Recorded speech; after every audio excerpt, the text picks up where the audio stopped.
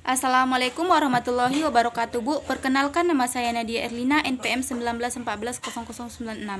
Di sini saya akan memenuhi tugas yang telah diberikan oleh Ibu, yaitu mengenai tugas akhir semester, yaitu membuat sebuah bahan ajar. Di sini bahan ajar yang akan saya gunakan yaitu buku.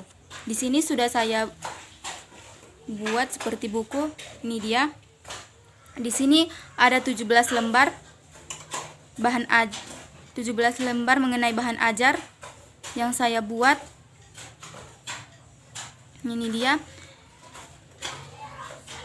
Yang pertama, bagaimana saya akan menjelaskan mengenai penggunaan cara bahan ajar saya. Yang pertama, saya akan menjelaskan materi tersebut. Pertama, di sini saya akan menjelaskan mengenai standar kompetensi maupun kompetensi dasar. Standar kompetensi yang akan saya gunakan yaitu memahami teks dan cerita anak yang akan dibacakan. Yang kedua yaitu kompetensi dasarnya mengidentifikasi mengenai tokoh, watak, latar, tema maupun amanat dari cerita yang akan dibacakan. Selanjutnya, begitulah cara mengajarkan penggunaan bahan ajar yang saya gunakan. Yang pertama yaitu dengan menjelaskan. Yang kedua yaitu saya akan menanyakan. Di sini materi yang akan kita jelaskan mengenai materi cerita anak. Di sini saya akan bertanya kepada peserta didik apa yang dimaksud dengan pengertian dari cerita anak tersebut. Setelah mereka menjawabnya, saya akan meluruskan bagaimana pengertian dari cerita anak tersebut. Setelah pengertian dari cerita anak, saya akan menjelaskan unsur-unsur dari cerita anak tersebut. Di sini, unsur-unsur cerita anak itu ada dua. Yang pertama, unsur intrinsik dan unsur ekstrinsik.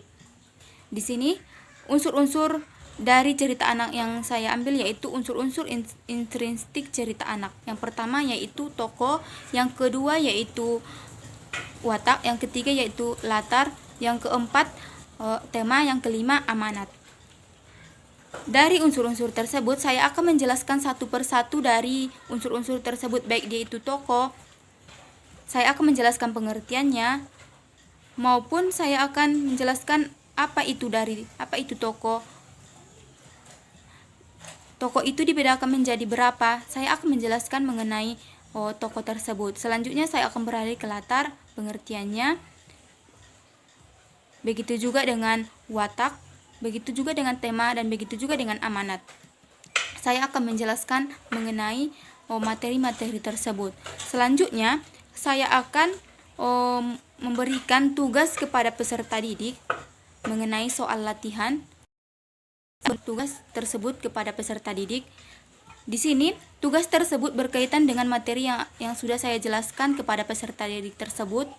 Di sini saya sudah memberikan 5 soal terhadap peserta didik dan jawabannya sudah ada di materi tersebut. Selanjutnya saya akan membuat sebuah LKS, yaitu lembar kerja siswa. LKS ini saya buat dengan cara berkelompok. Misalnya saya bagi kelompoknya menjadi 3. Di sini tugas kelompoknya itu berkaitan dengan kompetensi dasar yang telah saya buat tersebut, yaitu mengidentifikasi tokoh, watak, latar, tema maupun amanat dari cerita yang akan dibacakan. Di sini saya sudah membuat cerita Air Mata Raksasa. Cerita anak yaitu Air Mata Raksasa. Yang pertama yang akan saya lakukan yaitu saya menunjukkan cerita tersebut kepada peserta didik, bagaimana cerita dari Air Mata Raksasa tersebut. Setelah itu saya minta kepada peserta didik untuk mengidentifikasi tokoh dari cerita tersebut, siapa tokoh dari cerita tersebut, watak dari cerita tersebut, latar dari cerita tersebut, tema maupun amanat dari cerita tersebut. Di sini setelah saya memberikan tugas tersebut, terlebih dahulu saya sudah tadi menjelaskan bagaimana itu tokoh, sehingga nantinya peserta didik paham mengenai tokoh dari cerita Air Mata Raksasa tersebut. Nah, untuk itu, untuk dengan watak, saya telah menjelaskan, terlebih dahulu saya menjelaskannya. Yang tadi saya sudah menjelaskannya, saya katakan saya menjelaskannya terlebih dahulu. Sehingga nantinya di dalam cerita tersebut peserta didik tahu yang mana watak dari tokoh tersebut. Begitulah, tidak hanya cerita anak air mata raksasa saja, tetapi kita bisa menggunakan cerita kancil dan buaya. Kita bisa mengidentifikasi apa itu tokoh, mengidentifikasi tokoh, watak, latar, tema maupun amanat dari cerita tersebut. Kita bisa mengidentifikasinya melalui cerita-cerita anak tersebut. Masih banyak cerita-cerita anak, tapi saya di sini menggunakan cerita anak air mata raksasa. Begitulah saya menjelaskan penggunaan bahan ajar saya yang telah saya buat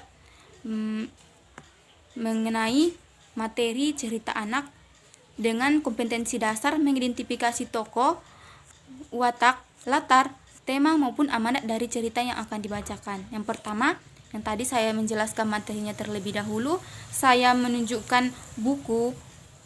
Terlebih dahulu saya menunjukkan buku ajar saya tersebut kepada peserta didik. Setelah itu peserta didik sudah melihat apa-apa saja materi-materi yang ada pada buku tersebut, seperti cerita anak tersebut.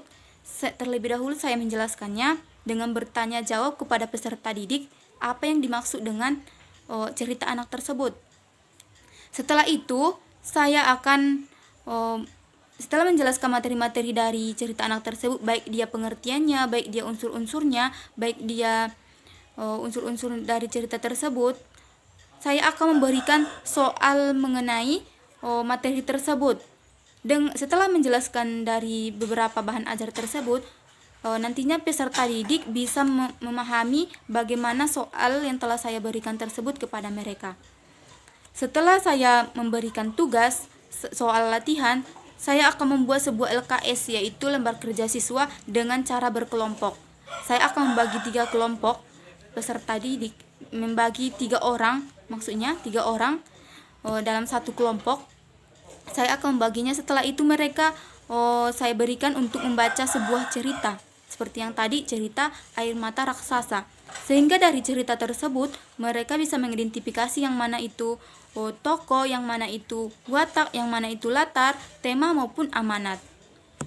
Seperti itulah cara penggunaan bahan ajar yang saya buat. Semoga bermanfaat.